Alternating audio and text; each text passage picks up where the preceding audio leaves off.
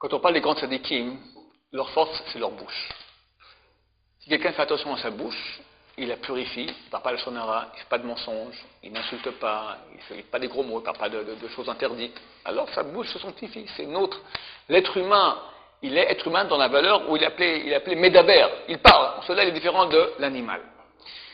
D'ailleurs, Rabbi Shimon Bar Yochai, l'auteur du Zohar, s'est plaint. Comment se fait-il, Dieu, que je ne t'ai donné qu'une seule bouche? On va y avoir deux bouches. Une pour parler des choses normales, une pour parler des choses de prière et de Torah. Comment ça fait qu'on a une seule bouche pour les deux? Tellement, notre bouche, elle peut être d'un côté utilisée pour les choses les plus saintes qu'il puisse y avoir la Torah, c'est vraiment la divinité en elle-même, et les choses les plus viles qu'il puisse y avoir aussi. Le même organe.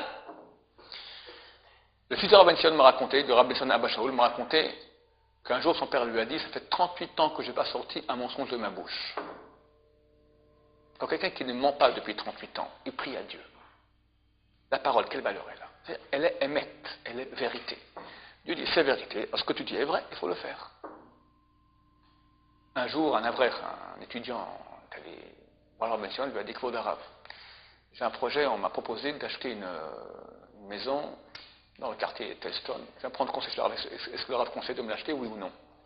Est-ce que le Rav conseille que je l'achète, oui ou non? On lui a dit, tu as déjà acheté, pourquoi tu me mens? Il a vu tout de suite le Rav qui montait. Donc non seulement tu arrives à sanctifier ta bouche, mais tu peux voir chez l'autre, quand quelqu'un est loin d'un péché, il n'est pas contaminé par ce péché, alors il devient sensible à ce péché. Tu peux le voir même sur la tête de l'autre. Bonne journée, attention à nos bouches.